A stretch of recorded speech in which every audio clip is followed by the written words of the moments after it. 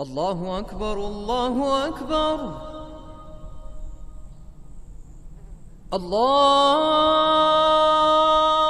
أكبر الله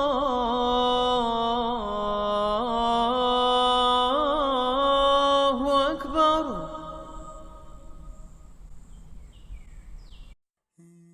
بسم الله الرحمن الرحيم والصلاة والسلام على أشرف المرسلين. Louange à Allah, nous le glorifions, nous lui demandons son aide et implorons son pardon. Nous croyons en lui et en lui nous plaçons notre confiance. Nous cherchons protection auprès de lui contre tout mal venant de nous-mêmes et contre les méfaits de nos mauvaises actions. Celui qu'Allah guide, personne ne peut l'égarer, et celui qu'Allah égare, personne ne peut le guider. Les règles et traditions de l'Aïd al-Adha. Frères et sœurs de la foi et de l'islam, les musulmans célèbrent deux fêtes principales dans l'année, l'Aïd al-Fitr et l'Aïd al-Adha, la fête du sacrifice en commémoration du sacrifice du prophète Ibrahim alayhi salam. Mais les fêtes en islam ne sont pas de simples occasions pour organiser des cérémonies festives ou pour se réunir autour d'un festin, bien que cela en fasse partie. En effet, au-delà de leur dimension festive, l'islam vise à réaliser à travers ces deux fêtes des objectifs d'ordre spirituel et humanitaire. La dimension spirituelle se manifeste à travers l'Aïd, dans la mesure où cette fête commence par la célébration de la prière. Ensuite, la fête de l'Aïd en islam est ornée d'invocations et d'injonctions sacrées d'Allah, qui dit dans son noble Coran « Voilà ce qui est prescrit, et quiconque exalte les injonctions sacrées d'Allah s'inspire en effet de la piété des cœurs. » Tous ces jours sont importants pour les musulmans, à qui il est fortement recommandé de rivaliser dans les bonnes œuvres jusqu'au jour de Arafah. Allah Azza wa Jal dit « À chacun une orientation vers laquelle il se tourne.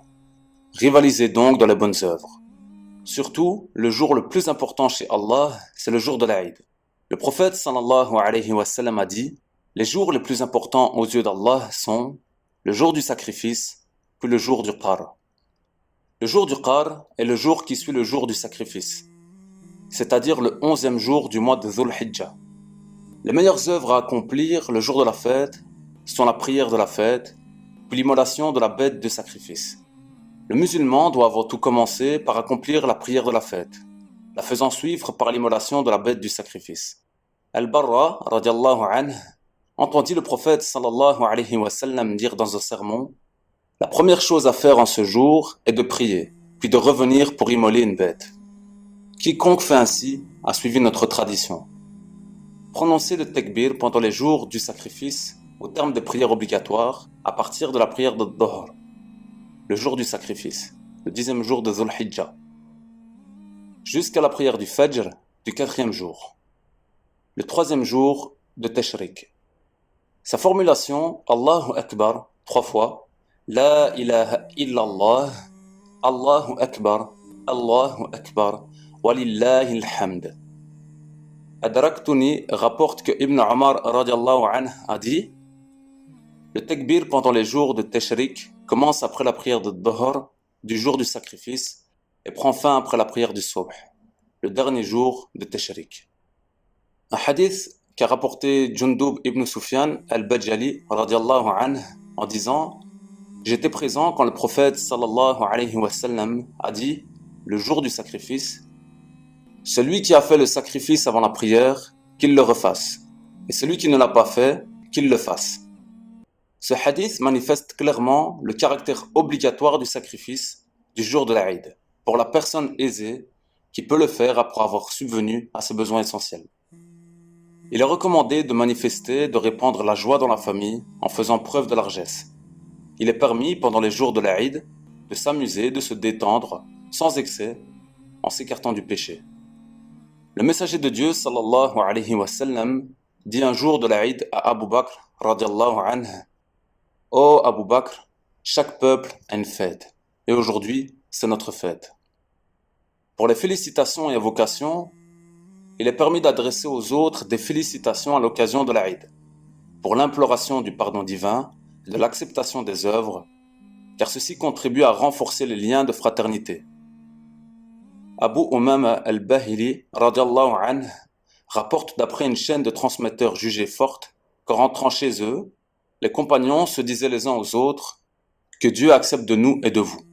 Taqabbalallahu minna wa minkum. Ceci fait partie des bonnes paroles que l'Exalté a louées dans ce verset. Allah Azza wa Jal dit: ils ont été guidés vers la bonne parole et ils ont été guidés vers le chemin du digne des louanges. Le sacrifice doit remplir quelques conditions.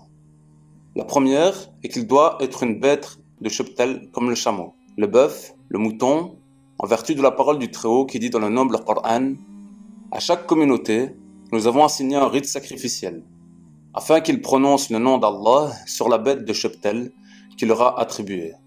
Votre Dieu est certes un Dieu unique, soumettez-vous donc à lui, et faites bonne annonce à ceux qui s'humilient. Le prophète sallallahu alayhi wa sallam a fait un geste de la main en réponse à la question relative aux bêtes à ne pas choisir pour le sacrifice. Elles sont au nombre de 4. Celle qui boite clairement, celle qui est manifestement borgne, celle dont la maladie est évidente et celle qui traîne une débilité qui la rend indésirable. J'implore Allah, exalté soit-il, d'accepter mes œuvres, ainsi que de celles de tous les musulmans, de nous faire vivre une joyeuse fête, de dissiper les soucis et les malheurs de nos coreligionnaires aux 4 coins du monde, car il entend tout et exauce les invocations. Que la bénédiction d'Allah soit sur son noble prophète Muhammad sallallahu alayhi wa sallam, ainsi que de sa famille, de ses compagnons, et tous ceux qui le suivront jusqu'au jour du jugement dernier. Amin. Walhamdulillahi rabbil alamin.